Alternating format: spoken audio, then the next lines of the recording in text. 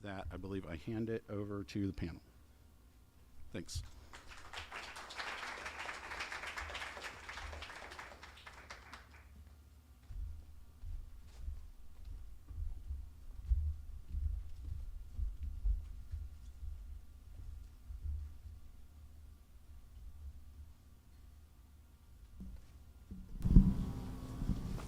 One of these things is clearly not like the rest. That would be me. We do have an incredible panel tonight to talk about some of the key issues affecting Raleigh and focus clearly on design and how our city grows and what's next. Just being around them, you get so many ideas, so I think you'll really enjoy this. Okay, so I guess I'm supposed to talk about my image. It's supposed to be of your most recent work, and that is the most recent cover of Raleigh magazine. People always ask me which is my favorite cover, and I always say the most recent one, and most of the time that's true. But this one is particularly special to me. Anyone in this room probably knows all about it, but it's Loden Development's plan to reimagine the historic train depot and cobblestone parking lot. What I love most about it, it is the perfect mix of preserving Raleigh's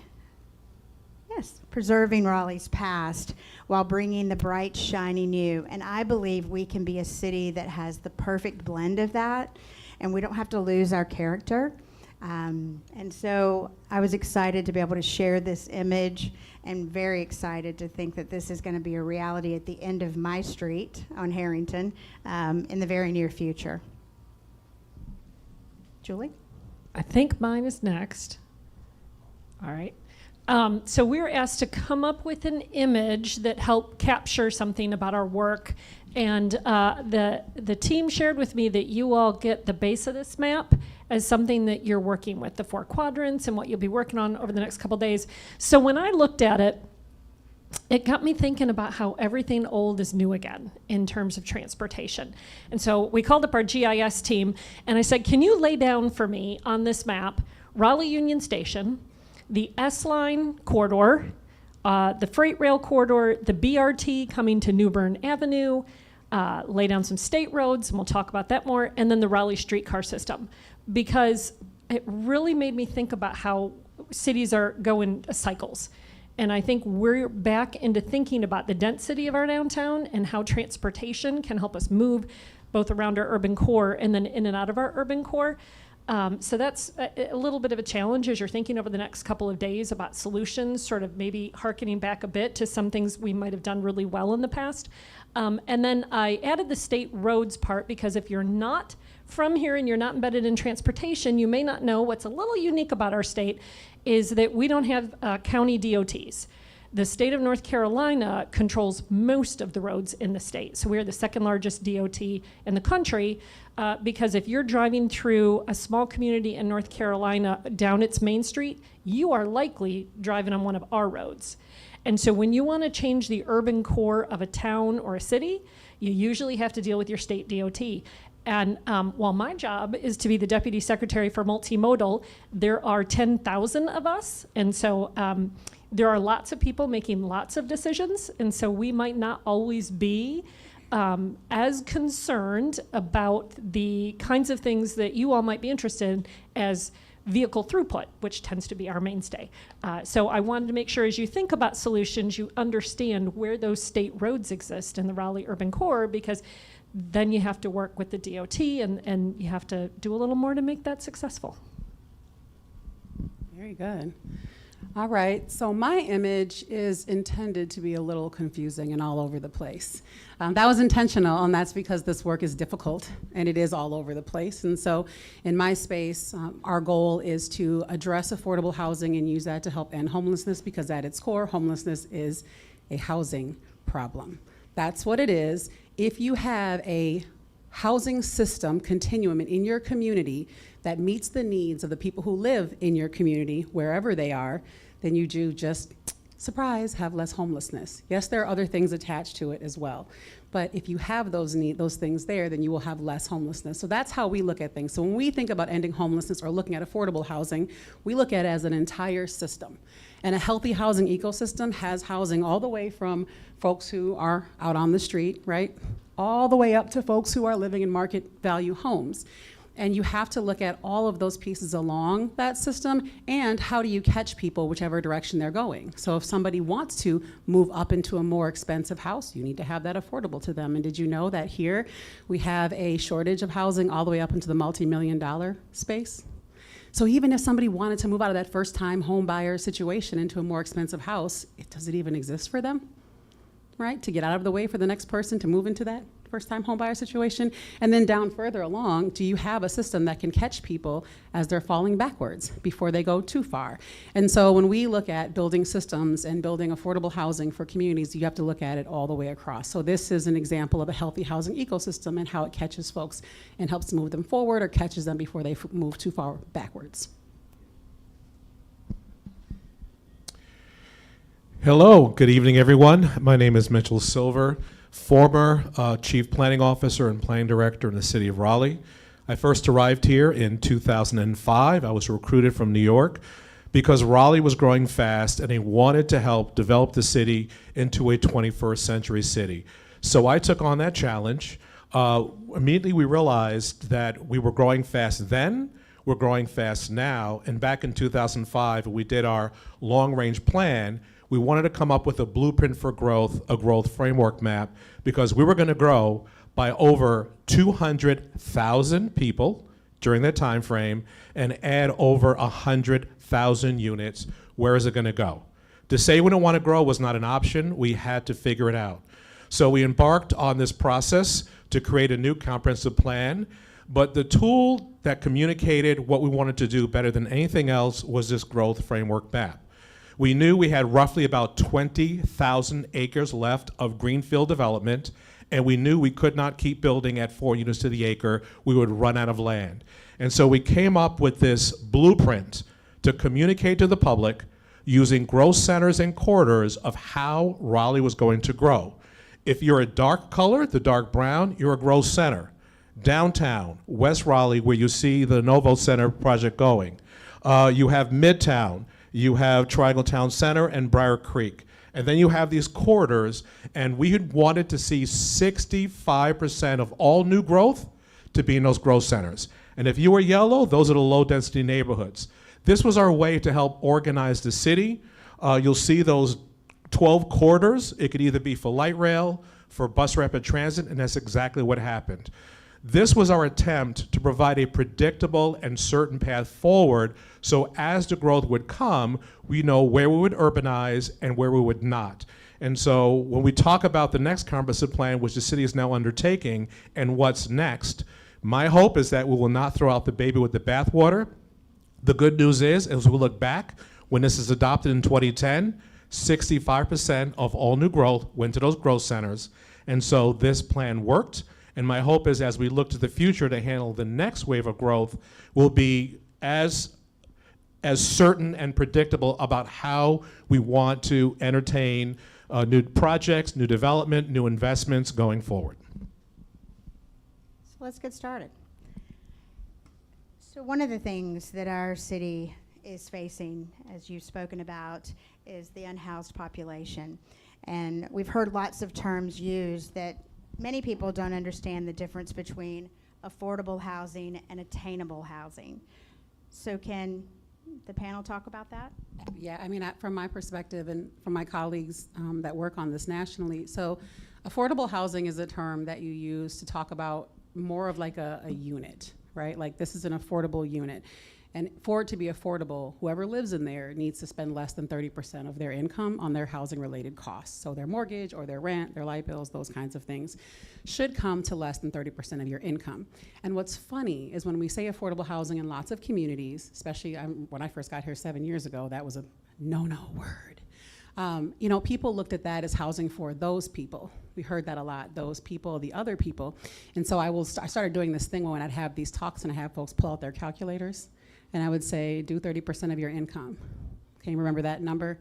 then add up all your housing related costs and see if that number is less than 30% of your income. And you can see how many faces in that room thought they weren't one of those people, and then realized when they did the calculation, oops. So my point is that affordable housing is for everyone. Everyone should have housing they can afford. You should spend less than 30% of your income. Housing affordability, however, is a system, is a spectrum, an ecosystem of housing. That was the chart, the little picture that I had up there, that's looking at the whole system. And then really sustainability is another term you hear about sustainable housing, is that is once you get it, can you hold on to it? Can you keep it given the cost of everything else around you? Does it remain affordable to you? Is it sustainable for you to stay there? That's our perspective. Well, thank you, Lorena. I just want to add a little bit to that conversation. When you hear affordable, as Lorena said, is tied to a program, a formula. Affordable median, AMI, the area median income. It has all certain qualifications. Attainable is that people don't want to be part of a program, but there's housing they want to purchase. The challenge we're having is when you're a hot real estate market like Raleigh or the Triangle, it's very difficult to attain housing because private property owners control the price of the home, not government. Anyone in this room, if you have a home for sale, and let me ask this question. If your home was worth $500,000 and someone said, I will give you $650,000 cash, you'll probably say, no, thank you, I'll take the $500,000. Would you do that? No, you wouldn't. You'd take the highest price. What happens as people move into our market, particularly during COVID, during that period, housing prices went up. Median home prices went up during COVID over $100,000. Government did nothing. Individual homeowners realized they can get top dollar, and as you see the median price go higher, a lot of people in this room can't afford to buy, and it also translates to the rental market. That's one conversation we don't often have. The question is, how can government intervene to provide housing that is more attainable or affordable, streamlining regulations, building smaller homes? Jen Truman's in the back, very focused on smaller cottage homes that are more affordable. There are things you can do to make housing more attainable, but desirable markets will always have an affordability problem. That's something we have to understand. And how does the public and private sector partner together to make housing more attainable so people could actually afford to buy a place in Raleigh and not drive 30, 40, 50 minutes to drive until they qualify for a home? I want to add one thing to that too, because you tapped on how it affects the rental market. It affects it directly because the cost to buy that building was more for that owner, and that goes to the rent. But, in really, amazing markets like we have here, those owners or those rental units can also do other things, like require you to make 3.5 times the rent. It's no longer attainable. Even if you have the income, or even if you can afford it monthly, do you make 3.5 times the rent? If not, it's not attainable to you, right? Do you have a perfect rental history? Because these owners have sort of the pick of the litter right now. There is a 67,000 unit shortage here in just Wake County alone of affordable units. So, they kind of can pick and choose who their renters are. When you're in a market this hot, it makes it really hard to make it attainable, even if you can afford that monthly mortgage. You almost have to be a perfect renter to get into a lot of these units, and that's very difficult. And the last thing that I want to add to kind of what you said is the fact that government doesn't control and can't control. There are significant limitations here in North Carolina that other states don't have. Like, did you know that inclusionary zoning is illegal in North Carolina? You cannot require affordable housing to be developed. I don't know how many times I would sit in rooms, especially when I was the director at Wake County, and folks would come to me after spending months and months of planning. They would come and say, Director McDowell, we have it. We have the solution. We're going to tell you how you can fix this problem. You just need to require that developers build affordable housing. And it would be devastating for them. They spend so much time and energy and real passion to help just to come in and hear in one sentence, that's illegal in North Carolina. That all that time was for naught, right? And so we have to be very creative on how we address the solution, because we can't require it in a lot of ways legally here by state statute. So is it realistic? I lived in Atlanta, and I was a baby right out of college, and I had to live 15 miles, 20 miles from downtown from the TV station I worked at because I couldn't afford it. We hear a lot of conversation about making our, downtown affordable for service industry. I'm not disagreeing, but is that a realistic expectation when you think about places like Buckhead in Atlanta or the 606 Trail in Chicago? Is it a reasonable expectation as we grow into a larger city? So I was in Atlanta too, so I want to comment. Then I really want to hand it to my colleague because I feel like you could add something to this conversation where transit is concerned for sure. But I will say that in Atlanta, that was very idealistic of them when they built that area.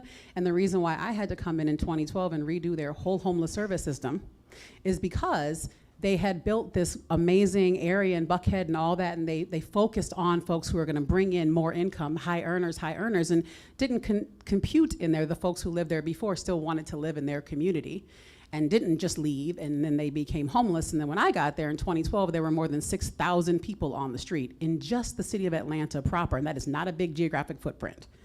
So they were pushed out. And they didn't think about creating spaces outside of just one transit line in MARTA where folks could live even further out where they could afford without it being very difficult. And their transit, they've got more transit than we have here, but I think my colleague can speak to that. So, and Mitchell talked about the idea largely in this region is affordable is obtained by driving further. So a lot of people would like to live closer to where they work or where their services are, but to find affordable housing, drive quite a distance. So at the DOT, right over down here in downtown in our building, I know a host of our administrative assistants who live in Franklinton, who live in Vance County, and who drive call it 45 minutes, an hour, hour and a half on a rough day, down Capitol Boulevard to come to work every day. The cost of owning and maintaining a vehicle is somewhere in the neighborhood of about $10,000 a year. So they pay to park downtown, they pay to maintain that vehicle that they're putting an extraordinary amount of miles on, and that's how they found their affordable housing. As we keep growing, as we all know, we're growing exponentially, there is a time at which that commute will no longer be possible, right? That commute's only going to get more and more congested. What could change that is transit. So whether it's a bus rapid transit with a dedicated lane, so you're guaranteeing the travel time, or a rail opportunity. So our S line that's gonna go from Raleigh north up to the state line. If we were able to build the leg from Raleigh to Wake Forest today, you could do that commute in 21 minutes door to door. You could never drive Wake Forest to Raleigh at commuting times in 21 minutes. And while the drive will get longer, that rail will always be 21 minutes. So we think that transit is a really interesting way. If you can't live in the urban core, transit might be a way to expand how far you can live to find that more affordable housing. There's another area, I'm gonna challenge my brain here, but it's like the Atlantic Avenue area where we envision a future rail stop. I was going to say the Ironworks district. No, further out. It's where we have a DMV office, if you've gone to the DMV, and we're not going to talk about that tonight. But if you've been there, you know that it's in a strip mall that's largely underdeveloped. It's a huge piece of property. I feel like that is such an affordable housing opportunity. If we can make there's the train. If we can make a rail stop happen there, then, and there's all this property that's really undervalued right now, underutilized, what kind of really cool, affordable housing opportunity might that present for folks who can then still get into the downtown super quick? So I think thinking about how to expand our urban footprint through transit could be interesting. Well, first, I'm going to go back to this framework a second because I agree with everything that you've said, but I do want to make one qualification. We often say affordable housing, but I believe we need to have quality neighborhoods that are connected to goods and services and transit. I don't know if downtown should be the location for people that looking for attainable housing. This growth center had 8 places throughout the city that are connected to transit. You probably can't see it, but those circles, that was envisioned back then as light rail stations that would be able to, people can travel throughout the region, find a place that they can afford without owning a car, but they're also connected to all these services. They can walk. For example, the Village District, we urbanized all around the Village District, and people said it'll increase traffic. No, it didn't, because all those trips are captured, because rather than driving for services, they walked across the street to enjoy all those retail and restaurants without ever getting out of the car. So to me, it should be about quality neighborhoods connected to transit. This is bus rapid transit, this is light rail. Could you imagine, because I grew up in New York and lived in New Jersey, that if we had a train that went from downtown Raleigh to Gullsboro, that would open up an entire affordable housing region, and it's maybe, 40 minutes on a train. it opens up so many possibilities. And so the importance of transportation and affordability, but also livable neighborhoods, to me is absolutely important. Driving is a very expensive proposition. So I think as we look for what's next, we have to start looking at land use, transportation connection to make sure we're giving people options than just driving to find a place they can afford. Because in the New York Metro, you lived in New Jersey, that's where you took the New Jersey Transit to come in. Some people went as far as Philadelphia to take the train. You didn't have to drive, it was affordable, and I think that's what we should be looking for the next evolution in this region.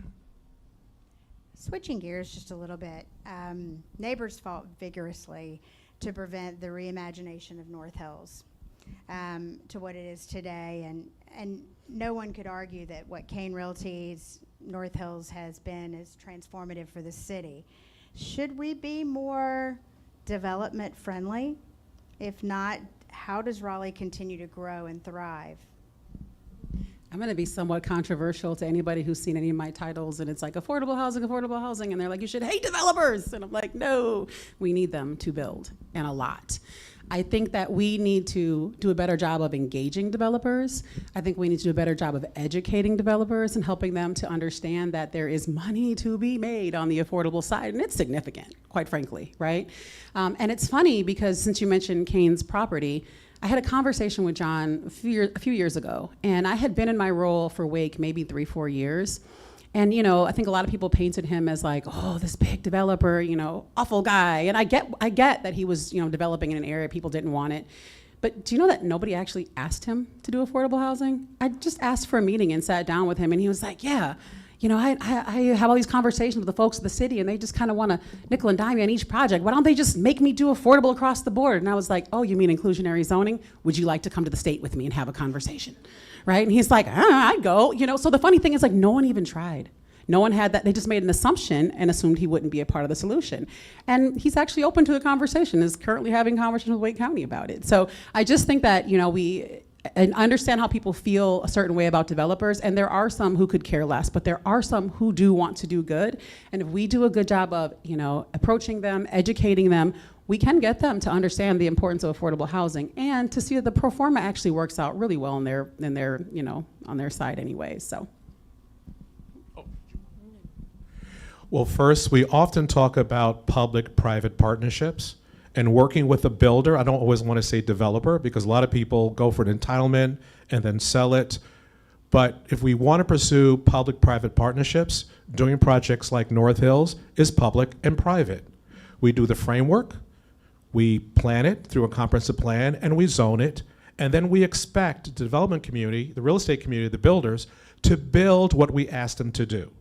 We do the policy part, they do the building part. But the minute they're saying, okay, we're coming in for the application to do exactly what you want us to do, oh no, you're being greedy. You're hurting our market, too much traffic, too much water, too much. Wait a second, I'm following your blueprint. You asked me to help fulfill this growth framework map, and now you're saying, oh, no. So I think we have to understand the importance of public-private partnerships. We set policy, we set plans, then a real estate community comes in to help realize those plans. That's number one.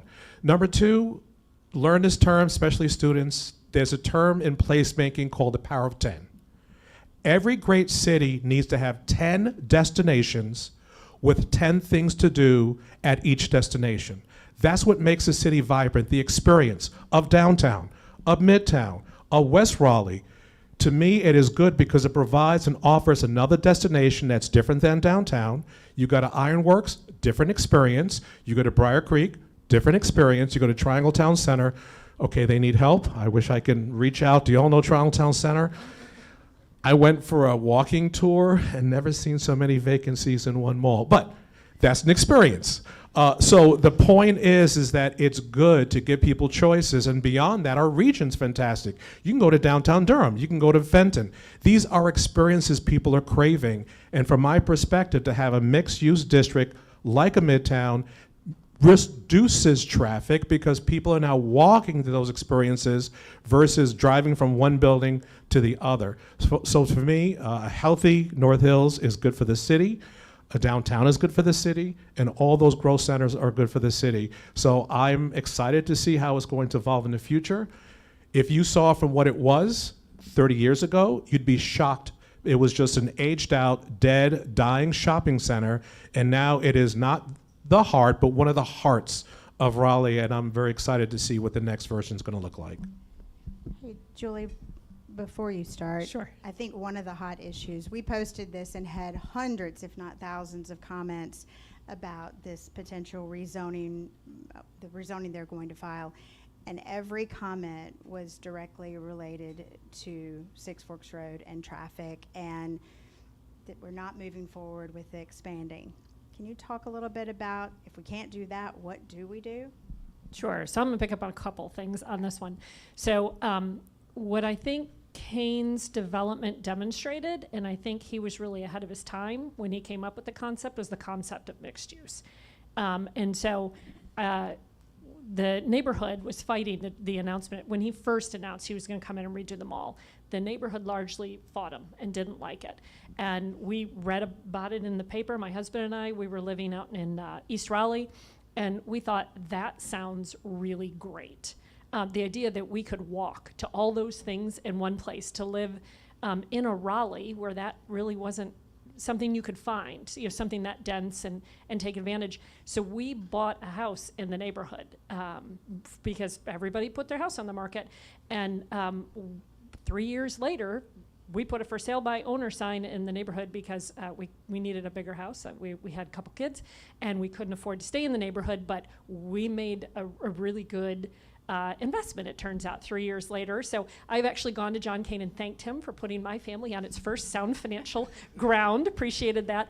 But I think what he demonstrated was that is a very desirable development. What's missing that would have made it even better, it's transit-oriented development without the transit. That's the missing piece.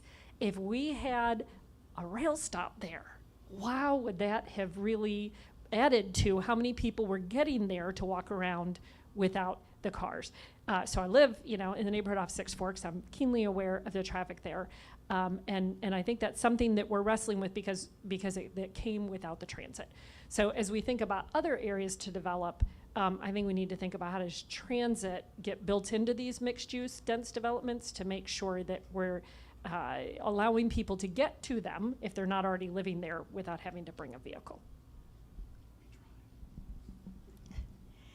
Dix Park is and will be probably the crown jewel of our city. It is driving growth in areas never touched before, and it will definitely boost tourism city and statewide. Dix needs to be connected to downtown. How do we do it? And will it take years and years and years? Gina, I'm so happy you asked that question. There was a magazine article, issue where you asked for big ideas. And I had recommended, although it was a big idea, that we demolish the Martin Luther King South Saunders interchange and replace it with a way of walking from the convention center directly to Dix in under 10 minutes. That's a bold move. We're going to need Julie's help with you for the NCDOT to agree to demolish that interchange, which is serving no purpose back from the days of urban renewal. I'm not putting you on the spot, Julie. But the whole thing is that we need to put out a design competition and get this done. We've been talking and talking and talking. We need a connection from downtown to Dix. And I think that we have to start moving forward. People talked about a gondola, a High Line. To me, an at-grade crossing will not work because there's not an experience that's conducive to walking. But to me, that was one option of whether we can, that's a long-term option of demolishing it. But we do have to be committed to finding access to Dix, and that's something that has to be a high priority on the council's list. We've been talking about it. It's time to get it done. Anyone have anything to add? All in agreement.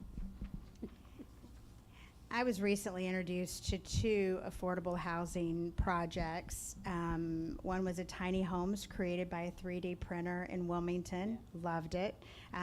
Got the cost of building these houses down from $80,000 to $40,000 with a 3D printer. The other is a shipping container community in Atlanta, both designed to help remove the unhoused from city streets. Are we being as creative as we could be? Not saying we're not, just asking. Are there things that we could be doing that are alternative plans like that one of those took 90 to 180 days to build. Yeah. I mean, that's astonishing and not a lot of money. The project in Atlanta is close, near and dear to my heart, although I didn't work on that project. The nonprofit that we raised back in 2016 when it finally launched is the one that launched that shipping container community in Atlanta. And what that speaks to is when you have a good, what we call continuum of care, which is in every community, a geographic space that addresses homelessness in that area. Here, it's called NC 507, and it is the geographic boundary of Wake County. And the reason why I mentioned that is because in Atlanta, that transformation you're seeing and that intentional design built to help folks who are coming from unhoused and helping to build their skills and then become housed beyond that is because they had a continuum of care lead that was built in a way to serve the community properly. We did not have that here for a very long time. The continuum of care lead here for many years was struggling, and a couple of years ago it went completely under. So if you didn't know why you're seeing an increase of folks who aren't able to access services, it really is because our system completely broke down a couple of years ago. And folks thought that Wake County as a government led those efforts. It wasn't. It was a completely separate nonprofit entity selected by the community many, many years ago and blessed by HUD to do that for this geographic area, NC 507. Last year, the community voted for Wake County government to take it all over and rebuild. And so your county is right now rebuilding the NC 507 homeless service system. So this is a great opportunity for anyone who wants to get involved in how we address homelessness in Wake County, because they just hired a director, they've hired 9 new positions, they're completely relaunching. And so I think that what they're going to build will be able to provide a platform for those creative ideas to come here. We just didn't have a homeless service system and leadership that was able to really do that before. I do believe we need more innovation and creativity. I don't know whether the 3D printed home meets the building code of the state, but it's something we should explore to see if there could be an exception. There's also new technology that's also being released, and these are like Lego blocks. They're insulated blocks that can be stacked, and you can build a home in less than 30 days. The question is, does our building codes allow for it? But to me, we're in a crisis, so every solution should be on the table. My last point is, as we look for land and where we can place this, I do want to make sure that these places are designed that provide livability. I've seen projects in California and they're lined up like huts. It seems like an institution, concentration camp. And if we are going to design these places with smaller homes, we have to think of the site planning in mind to design this for people and not just to be housed, as I said earlier. Make this a livable place with adequate open spaces and separations and public spaces so people really feel like it's a home and not just a unit where they go in and sleep and leave in the morning. But I'm certainly open to that level of innovation, creativity, and see whether the North Carolina building codes will allow us to do it. But we're in a crisis, so I think everything should be on the table. And finally, how do you measure the success of an urban planning project? I mean, it's easy for all of us to have opinions. Why are you handing it to me? But it covers all 3 of you. It's a tough question. It's a tough question because it's based on someone's judgment, and all of us have different. Like when I was plan director and we started to urbanize, people said, I don't want to live downtown. I only go downtown to visit someone in prison or pay a parking ticket. I don't want to live downtown. So it's generational. So it's hard to say, but I'd have to say Raleigh has been pretty good. If you look at Fayetteville Street, which was closed, it was a mall. Someone said you can leave $1 there Friday night. You come back Monday morning and it's still there. I mean, nobody went there. You look at the emergence of North Hills and all those other places. And so I have to say a successful urban project is one that people want to go to. I mean, Fenton, in the middle of nowhere in Cary, is highly successful.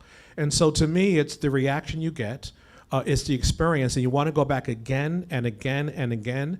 To me, that would be my opinion of a successful urban planning project. It's one that is a people attractor, and it has 3 important ingredients: fun, joy, and happiness. And if that is the payback you get from a place, to me, it's a successful urban planning project. Yes to all of that.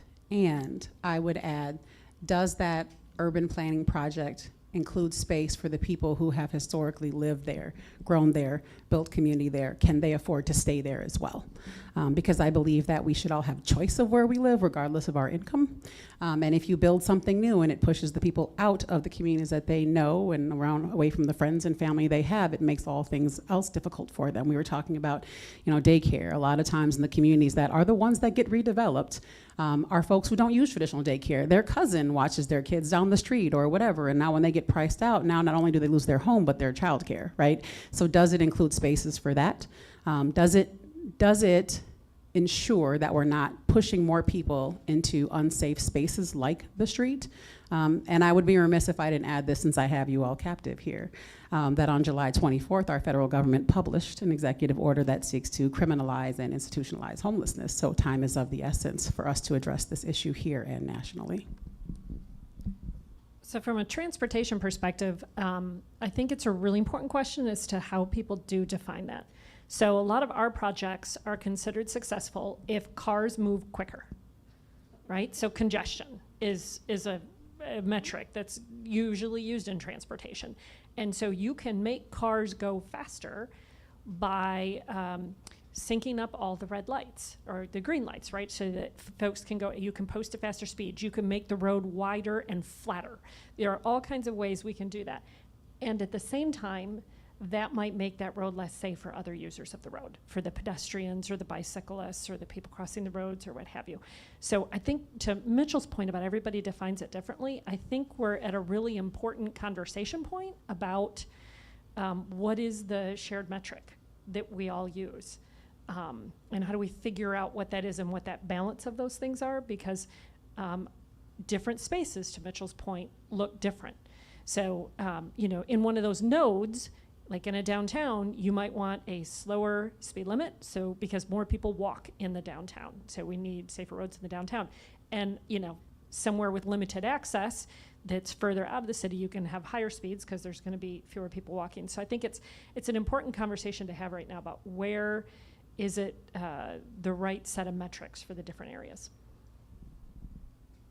I think we're going to open it up to the group for questions. So someone's coming to get my mic. So if you've got a question, please ask. All the students have questions, I can tell. First of all, can we get a round of applause and thank you for their time tonight?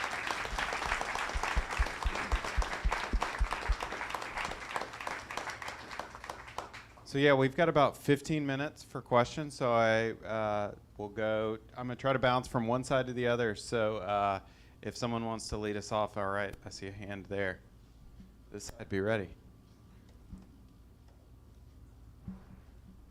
Hey, my name is Aaron Thaddeus. My question is really simple. I know we talked about a lot of broad, very important topics. I had one question. So I moved here about 9 years ago, and I didn't understand this traffic idea where you can turn right and you can cross at the same time, like you can walk across the road. I didn't quite understand it. I've never seen it in any other country. Could you please help me understand why that is so? Why? So first thing to say, I am not a traffic engineer. I am not an engineer. Great question. So in the downtown, here in downtown Raleigh, they recently went with the no right turn on red. So if you're not familiar, we were having, particularly in COVID, when more people were out walking, we were having a lot more pedestrians being hit in the downtown core. State employees out at lunch, people who are living downtown, people were just spending more time out and about. And so a work group got together and was formed to talk about what was happening in downtown and what could we do about it. And one of the outcomes of that was no right turn on red. So slows traffic, means you enter and leave the downtown slower, but it means the pedestrians are safer, so trade-off. I think we're seeing a lot more of those kind of conversations. Another big thing the DOT has done of late is outside of the downtown urban core, but four-way stops. So a big area where we're having issues is in rural roads where folks are driving 45, 55 miles an hour and we're seeing T-bone crashes, right? It was a two-way stop. You look both ways. You didn't see the car. You pull out in your T-bone. So a trade-off was these four-way stops. And it has been an incredibly affordable traffic treatment that has resulted in an incredible reduction in crashes. So there's all kinds of research we're doing of what is the particular challenge and what is the hopefully cheap, quick solution that we can do. And there's a lot of these going into our downtowns now. So I think it's a great question, but we are working toward it.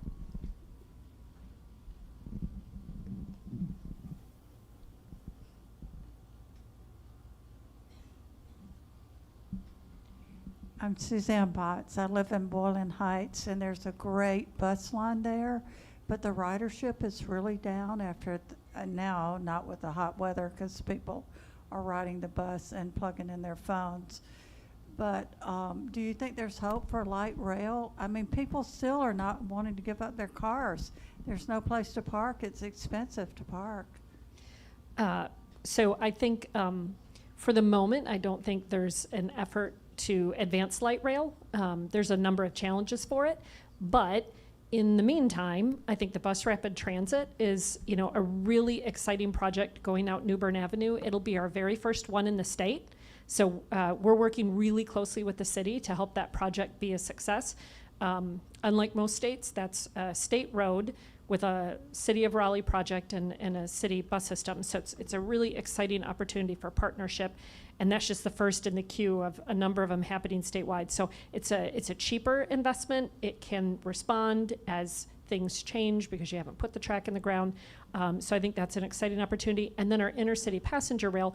North Carolina is somewhat unique as a state in that we don't really have one urban core that everybody drives into and then everybody drives out of, right? We've got Durham, Chapel Hill, Raleigh, Goldsboro, Wake Forest. We go all different directions in every region in the state. And so intercity rail is about connecting the centers of different communities. And since we travel more uniquely like that, we think intercity rail has a real opportunity to play. We currently run the train between Raleigh and Charlotte. And then we run one Charlotte, Raleigh to New York each day.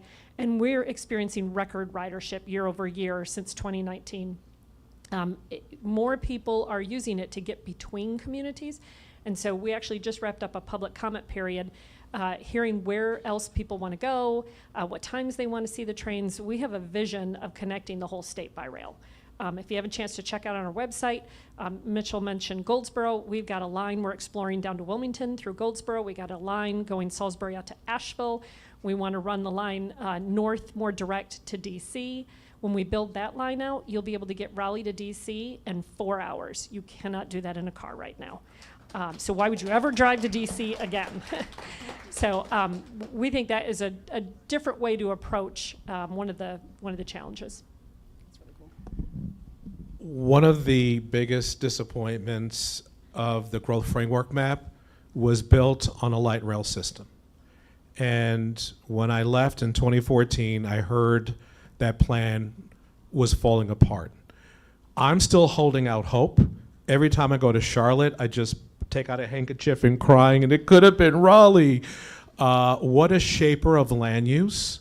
And I understand the realities that it's going to be very difficult to do in the short term, but I want to start a conversation to get it back in conversation about the long term.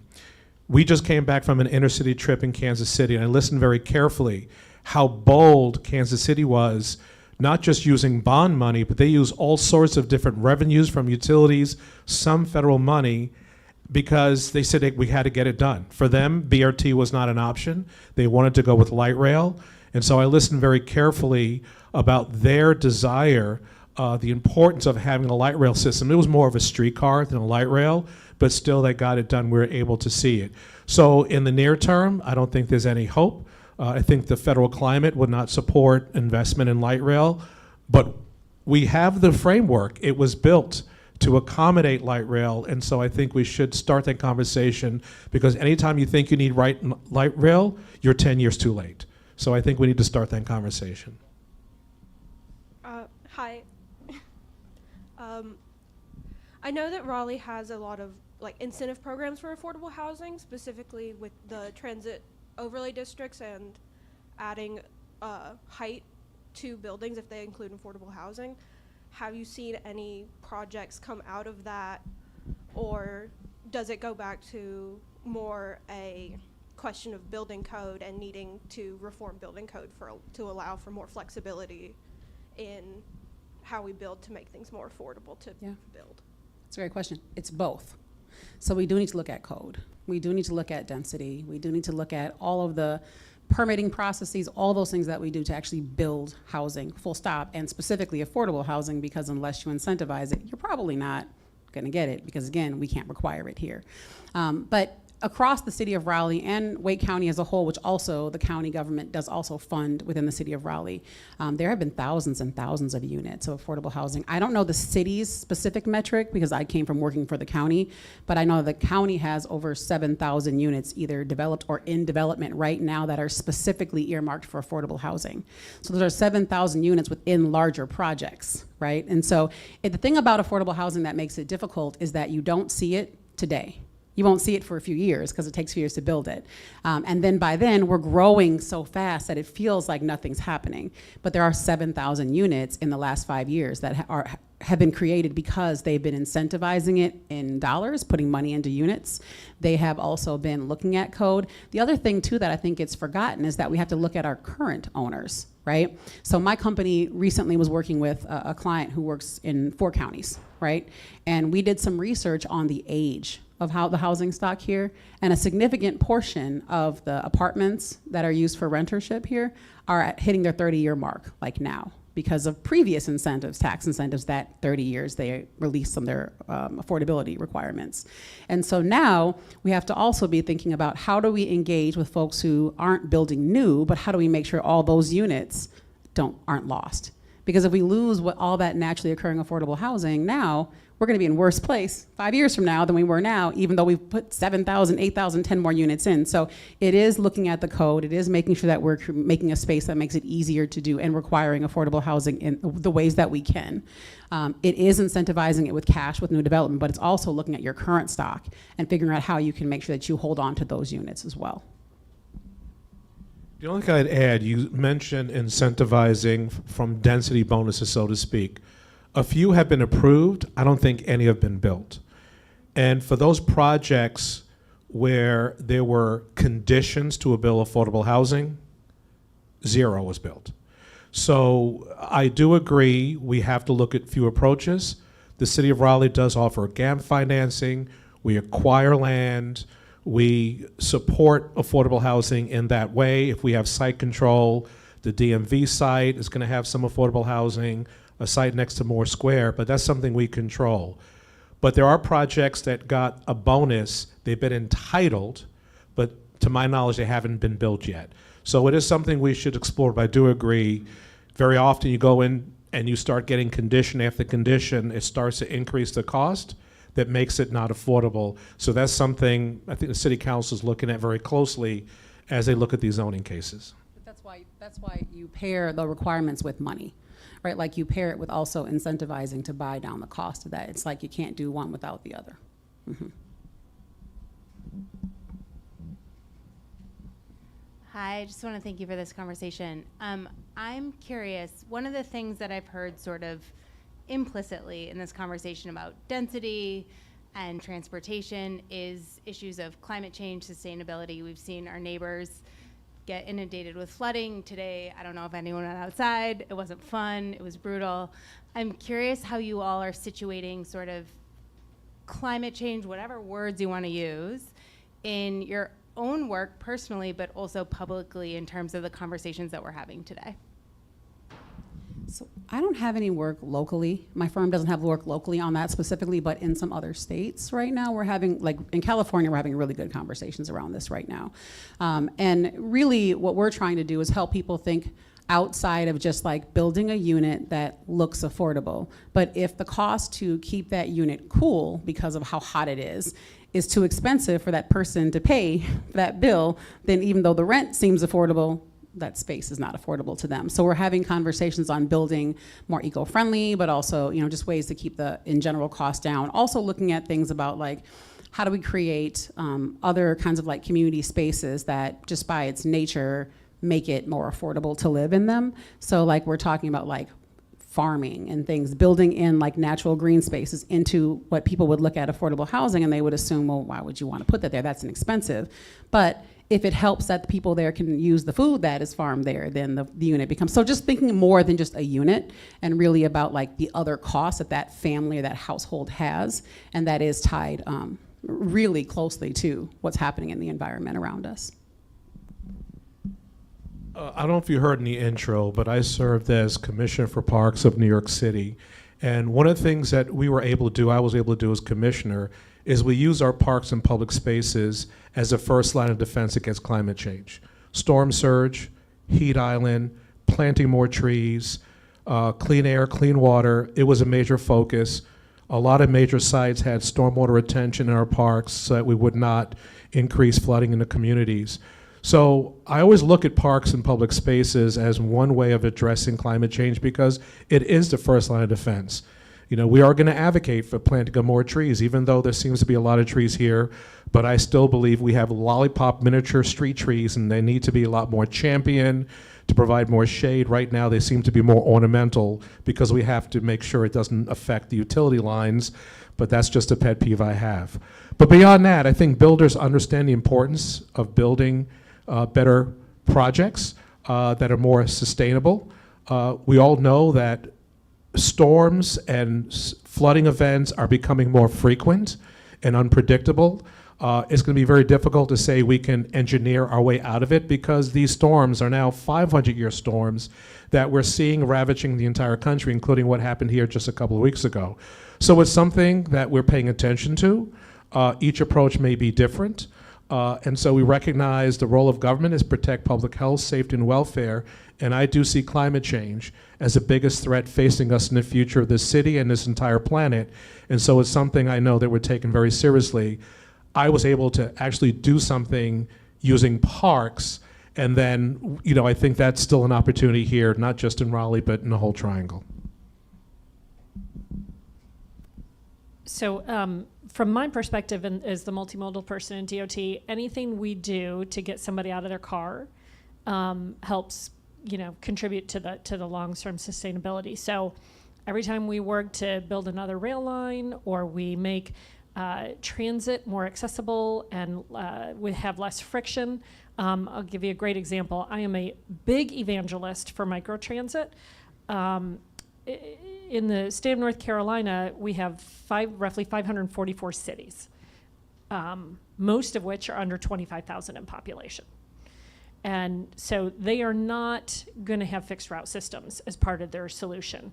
They just don't have the density or the size.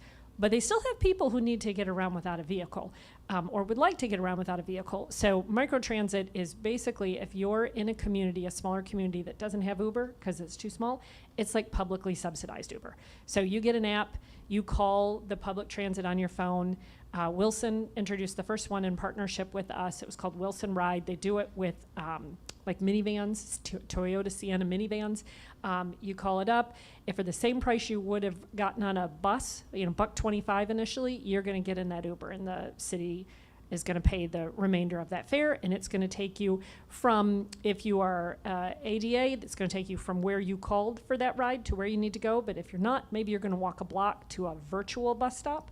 And then get your ride to where you need to go.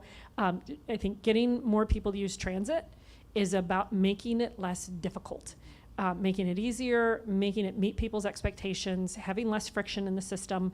So apps is how we all do everything these days. So your ride should come and it should be paid online electronically and it should be car competitive time-wise. So I think, you know, we're thinking about how do we get people out of their vehicles, we give them more solutions that they take advantage of, and then there's less folks driving around in cars. Hi. I just have a question about, it sounds like you want to densify in Raleigh and get people out of their cars and have more green spaces and have more shade. And I guess I'm a visitor here, and as a first impression, I'm very aware of like how wide the roads are, how much paved surface there is, and how much of that is not shaded and is not built on. And I wondered, is there any scope for building on some of that road space And if there's kind of regulations of how much space is needed for cars, could then there be new streets within that road space that are just for pedestrians or just for cyclists or just for public transit? Is there room for thinking about that? Great question. I haven't looked at the statistic lately. Mitchell, remind me. Last time I looked, 56 people a day move to Wake County? 56 people a day move here. And so when we think about how we accommodate all of those people, taking a traffic lane out is probably not one of the solutions, right? 56 people a day. So I think the question... But if you want people to use public transit, then you don't need to provide the road space. Maybe. So what we are doing is talking about how do we, for like the BRT example, how do we add the bus rapid transit lane so that it can have its own dedicated lane, which means it's quicker, it means it can be car competitive or better than the car, and then how do we create the density of which transit systems succeed? If we're still living a quarter acre per house, transit isn't going to work. My daughter went to DC for college. She was there 2 weeks, and as part of her college, she gets the public transit pass. And she called me after 2 weeks and she said, "Mom, this is spectacular. I can go anywhere in the city. I can get there quick. I don't have to have a car. Why don't we have this in Raleigh?" I was like, "Oh, what a wonderful learning opportunity. Sit down, honey, we're gonna talk." And I said, how many acres do we live on? You know, how would transit work if we all live, you know, half-acre lots? So transit's success is largely dependent on the land use and zoning and the density to be successful. So I think we've got to marry those things together, and maybe we won't have to do as many road widenings as we would have done otherwise. Real quick, the other thing too here is that, and I think this is a general comment for this city, as a person who wasn't from here and came here 7 years ago from other larger cities that had already experienced this growth, I think we were in denial. We were in denial. There are a lot of folks who are like, we don't want to grow and we can fight it. And it was like, no, I think to your earlier point, it was coming regardless.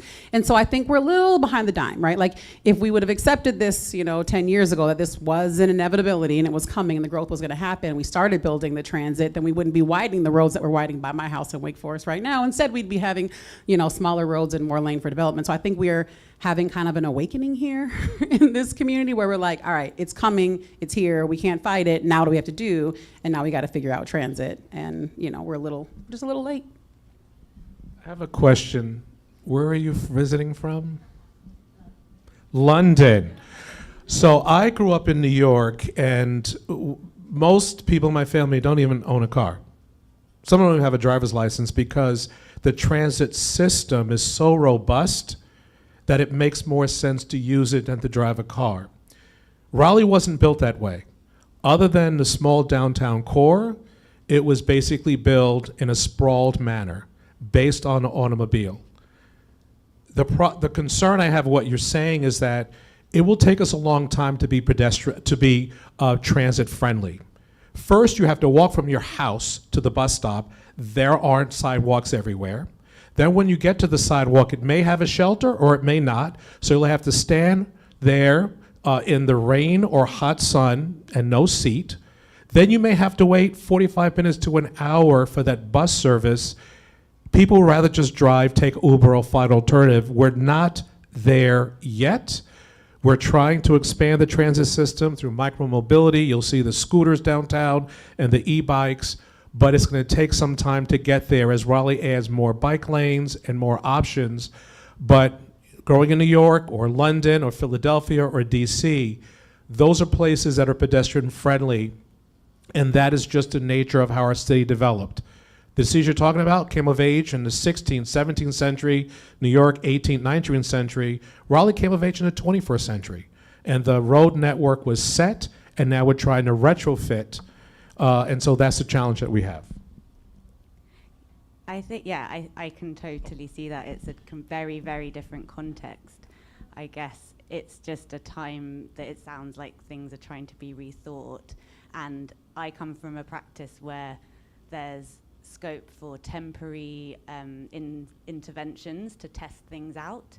And I could imagine the way you're discussing things of like wanting to have areas where there's mixed use and things going on, and even if there is an experiment where there's one street and half of it is given over to another use that isn't driving, and then seeing what effect that has and how people engage with that could be quite interesting.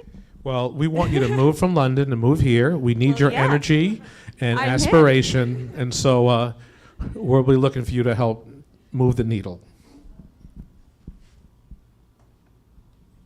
Thank you. My question relates to affordable housing and equitable housing.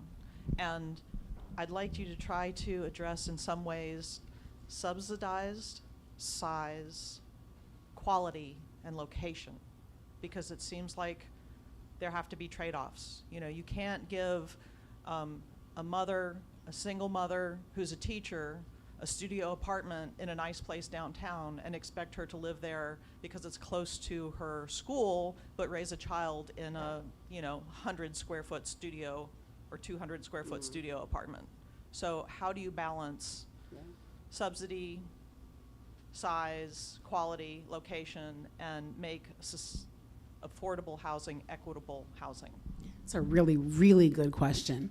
And it's really difficult, doable. And I'm going to also lean on what I said earlier, which is we're behind. We're late here. When I got here 7 years ago and Wake County wanted to build the affordable housing department, I cannot tell you how many conversations I was in where people told me, that's crazy, we don't need that, that's a city of Raleigh issue, it's nobody else. So let the city deal with that, right? And then I was like, Chicken Little, because I'm like, not only do you have an affordability issue, you have a crisis. Like, that's we're not even gonna have that discussion. And also you're on the verge of a homelessness crisis. And they were like, you're really crazy, lady. And I'm like, all right, whatever, and now you see what's happening. All to say is that those are the conversations happening now. They should have happened 20 years ago, in my opinion.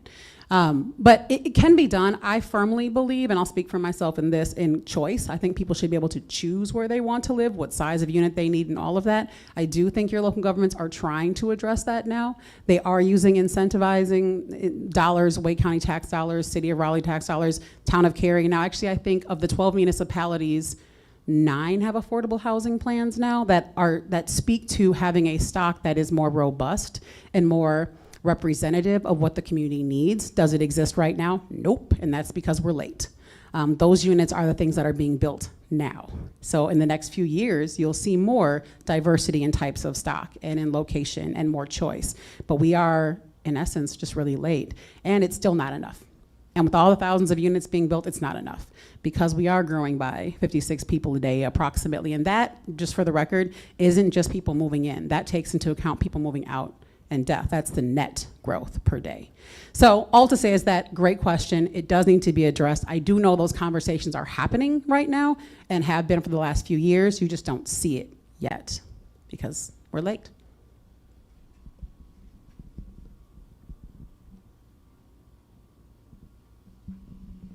Happy Monday, y'all. It's another amazing day in paradise. My superhero name is Mama Kai because I found my superpowers being the mom and student of a young black male superhero. I just let people know that because it's important in the context of what I'm speaking on. I hear all these things, and I consider me in my YBMS, right, the Raleigh's most famous unhoused people. I served on the homelessness task force. So I've been in a lot of places listening to a lot of things. And while I appreciate Lorena saying that we're behind, really Raleigh is backwards in a lot of things that they've done. And one of the things that standing here kind of bothers me is that we had a young black female who was serving on council, who is very environmentally, she was under 30, she turned 30 in her second year of service, who really struggled with her role on council because she was attacked on so many different levels for being a black woman trying to serve our city. And she was replaced in this last election. And so we had the representation there. We had people there who were speaking to a lot of these issues. As far as the question that this young lady, our friend from London, was talking about, check out the Real Matters from previous years because they have 2 projects that address just that, taking down the road, making it more pedestrian and neighborhood friendly. There's 2 different ones, one for Smoky Hollow and one from the area by in St. Aug's, like College Park area. So the platform has already been laid. It's just we're not paying attention.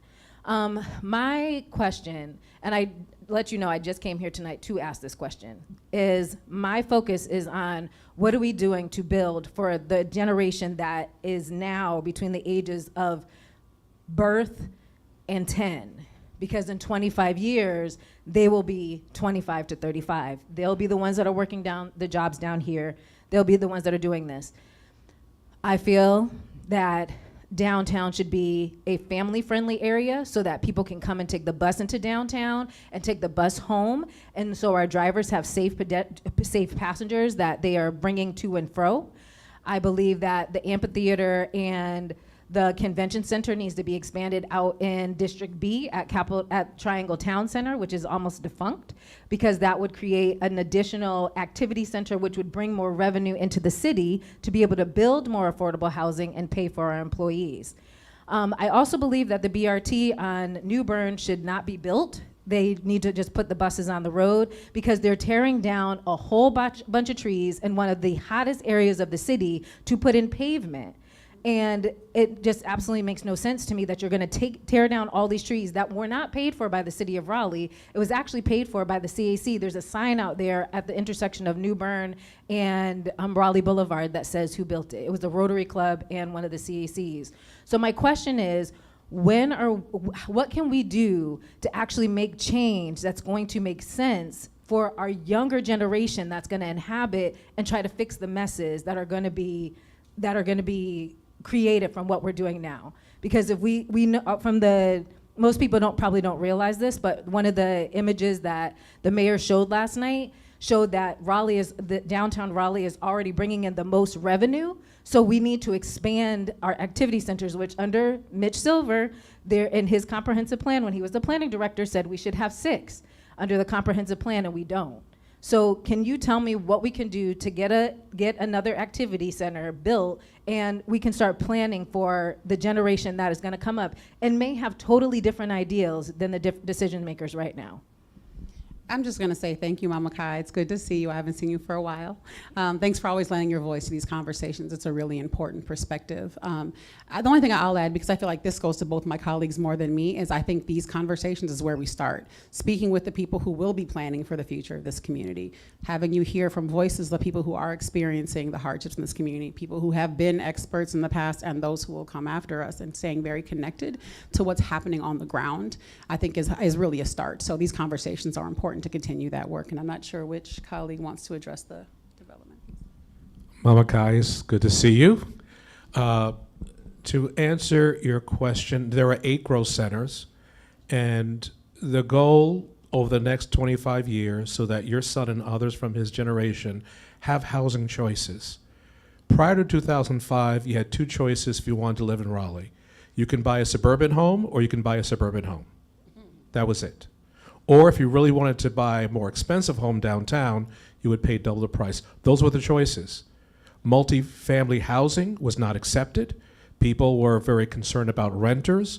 And so we had to change the idea that in order to accommodate more people, because some people want to own and some people want to rent, seniors, people with disabilities, young professionals, we wanted to make sure there were housing choices. So the next iteration is to make sure we have more growth centers that have housing choices and transportation options so that you can decide exactly what kind of lifestyle you have, so you don't have to drive to Johnson County to find some place to live.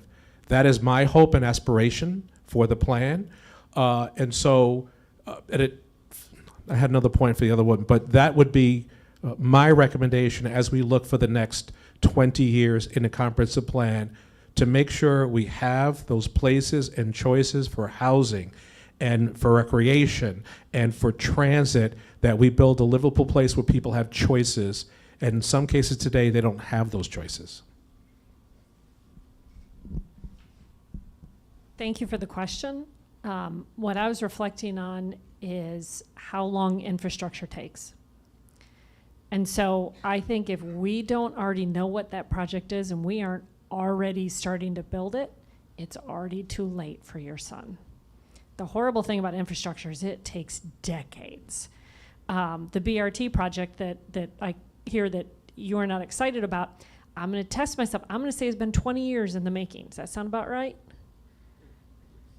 Right, you know, from concept, 15 years from concept to design to NEPA to final design to, and it's just been let.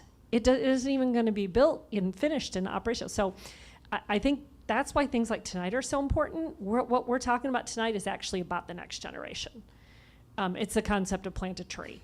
Infrastructure is you're planting a tree for the next generation. When you start an idea, that will not be in operation probably until the next generation. So thank you for what y'all are doing tonight. Thank you for coming and challenging us to think about that, because I do think that we've got to figure out those ideas now, or 10 years from now we'll be sitting here saying we should have thought of that 10 years ago. Zach just told me I'm the last question, which is a stressful place to be right after Mama Kai. Our kiddos are the same age, so my question is actually almost the same, but comes with a tiny fact check on how our bus system is doing, because I sit as the chair for the Raleigh Transit Authority right now. The questions I'm about to ask are my own, but the bragging is on Go Raleigh. We have record ridership. We are past pre-pandemic levels, and we have record ridership. Next year we will have 2 routes, the one on Capitol Boulevard and the 21 Carolee that goes to the shelters and to Dix Park will run on 10-minute headways. And so I don't think enough people realize that you might see a bus empty sometimes in one neighborhood or another, but we actually have record ridership on our buses, and that's because we invested in transit 10 years ago, to your point about how long infrastructure takes. And so I think a lot about buses, obviously, and housing as well. And my question was around, like, what is your optimistic vision for 10 years from now? Like what conversation will we be able to say, hey, we've made this record or we've done this thing?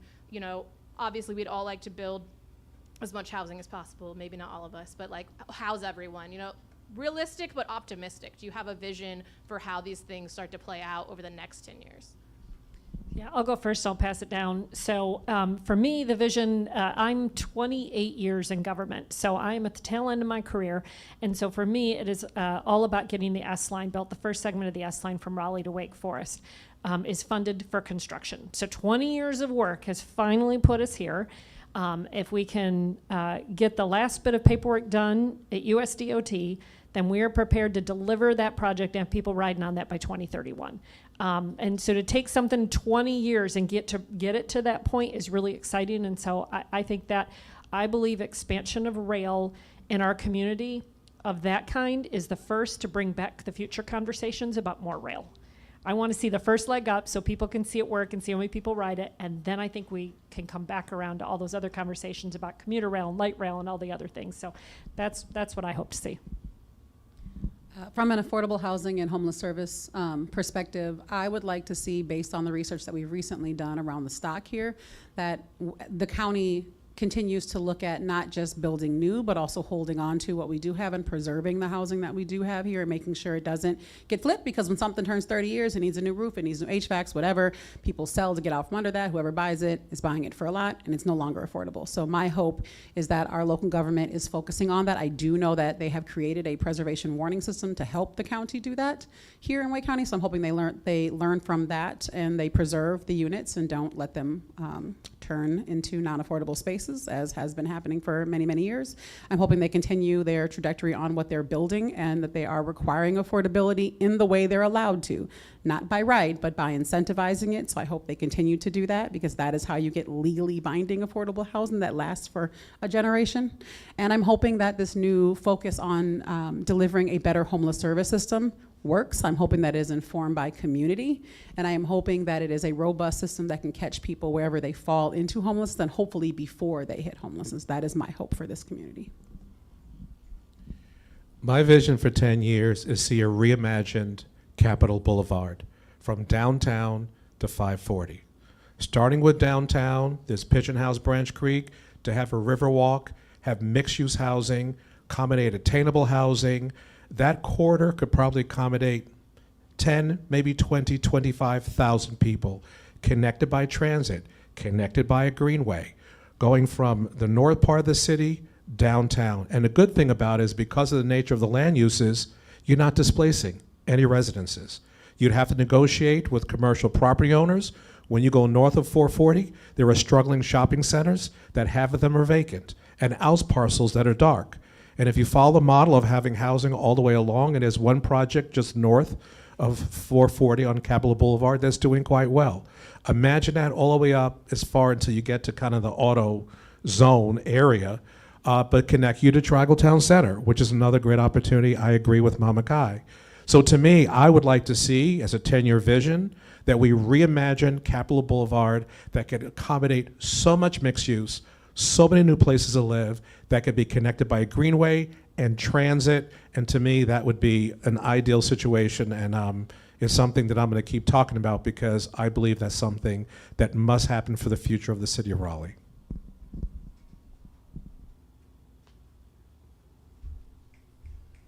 My friends, if we could hear it one more time for Mitchell Silver, Lorena Dione-McDowell, Julie White, and Gina Stevens coming through tonight to be engaged with all of you and those of you watching from home on how we are growing as a city.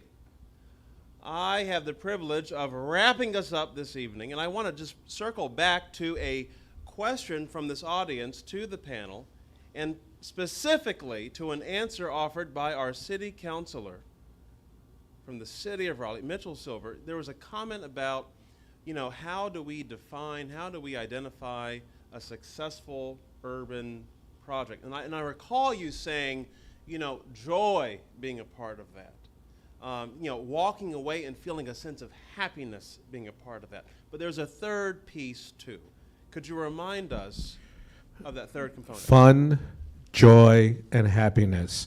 I believe a place, and I come from the Parks Department during COVID, and we noticed that places during COVID that people gravitated to are places that brought joy, fun, and happiness. When I walk downtowns, I watch people. I see their reaction. And if a place does not offer that joy, that fun, that happiness, people aren't going. And so for me, that's very key, whether it's a park, whether it's a downtown, whether it's a restaurant. I always walk and take pictures and see the joy on people's faces. It's very hard to design that into a program. I meet with ULI and they're going about all these different, I said, excuse me, but what about the joy, fun, and happiness? How do you build that into your program? And the woman said, you know something? You're absolutely right. That's what people are gravitating to, and so that's my hope for downtown, for North Hills, to all these growth centers, for our parks, for our rec centers. We have to focus on bringing that, because in all the mental health pain that we've gone through the past decade, joy has healing power, happiness has healing power, laughter is therapeutic to the soul. And so my goal is, how do we build that into our places and spaces to make this a better place to live? Can we have a round of applause on that one? It is a privilege to wrap up here over the course of 2 or 3 minutes with all of you, because I am standing, and for those of you who may not know, I mean, frankly, it's really irrelevant, but, my name is Nick Neptune, okay? And I've had the great privilege of working with our friends at In Situ Studio, of organizing and facilitating, right, these public talks on how we are growing and developing a city for the last 4 or 5 years now. And here we are tonight, we're engaged in this conversation. And what's wild to me is that over that time, I moved here to this city as Mitchell Silver, okay, was wrapping up his tenure as planning director. I moved here, 10, 15 years ago. And as he's wrapping up his tenure as planning director, facilitating our new comprehensive plan for the city, with an eye toward more of us having access, not just to, affordable housing, not just to improved transportation, but to more of these, destinations, these urban projects filled with, fun, joy, happiness. I have been living that out as a young, we have students here tonight, students in architecture, students in practice, who are learning, listening. I was just like you, just 10 years ago, coming into this. And in my mind, I thought to myself, how can I get involved? How can I get engaged in building right? Just like a better neighborhoods, a better city. 10 years ago, this man was at the lead in facilitating that environment.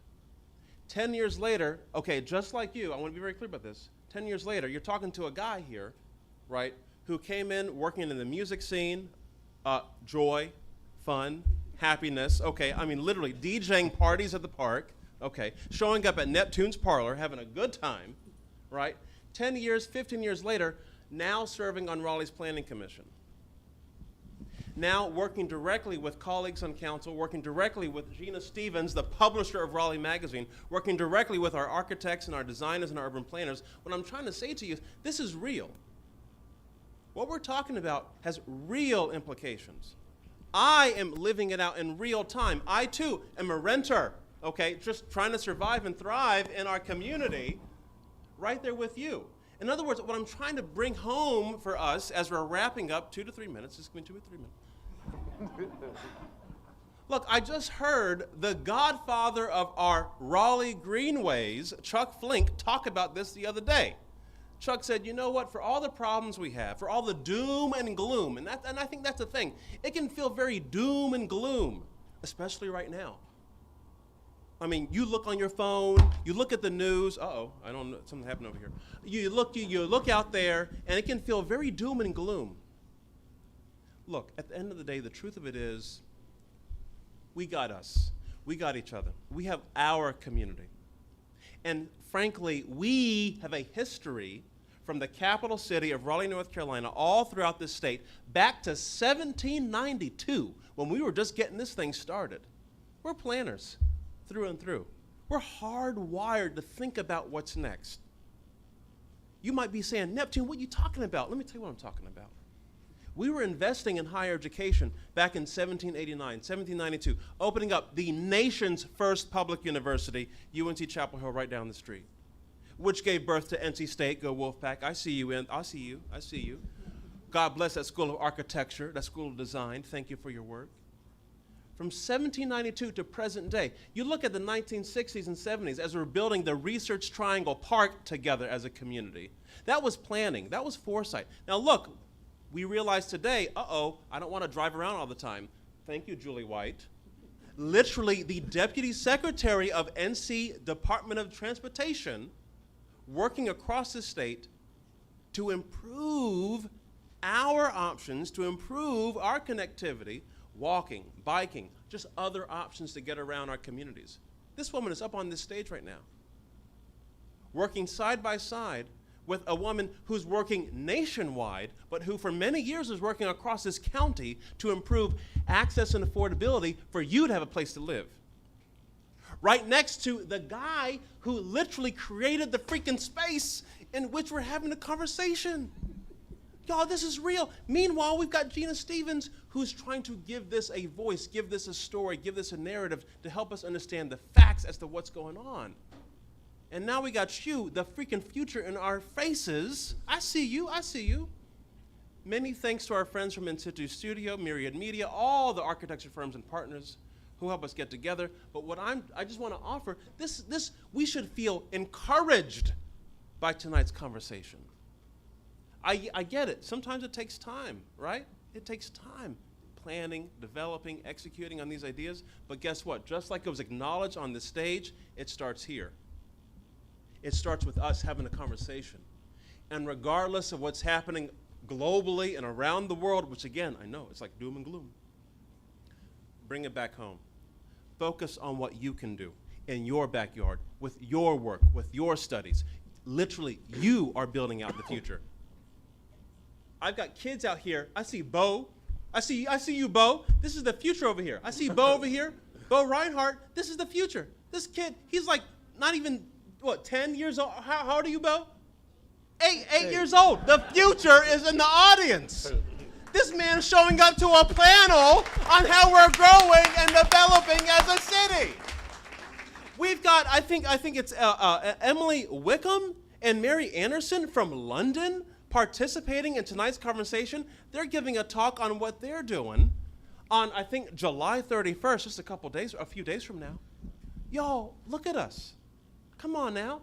I think there's reason to feel encouraged and hopeful about what we are doing in our backyard. So with all this to say, one more round of applause and thanks for our panel tonight. Thanks to all of you for showing up this evening, choosing to get off your phones, off your couches, out of your houses, and here to Junction West. Many thanks to our friends from Junction West. Many thanks to our friends from the Moon Room. Again, an example of Mitchell Silver's work. Fast forward 10, 15 years later, we have a jazz club in Smoky Hollow District where you can have fun, joy, happiness at the jazz club, and you can have conversations about how we're growing and developing as a city too.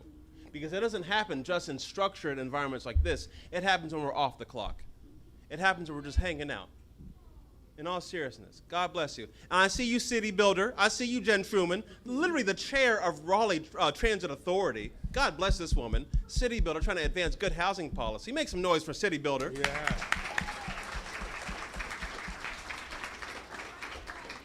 All right, I got to get out of here. I know it's time to wrap this up. I told you 3 to 5 minutes. It's been like 10. I get you. I see you. I hear you. But the thing is, I have so much respect and love and appreciation for you because I'm right there with you. I've been living this with you. Look, I'm born and raised North Carolina through and through. And right now we're here in the capital city, and we have an opportunity to lead and to demonstrate with our creativity, our thoughtfulness, what we're doing. So let's come back on Wednesday night, if I'm not mistaken. Wednesday night, David Hill and the rest of the crew to continue this conversation right here at Junction West. Thank you. God bless you. Have a great night. Woo.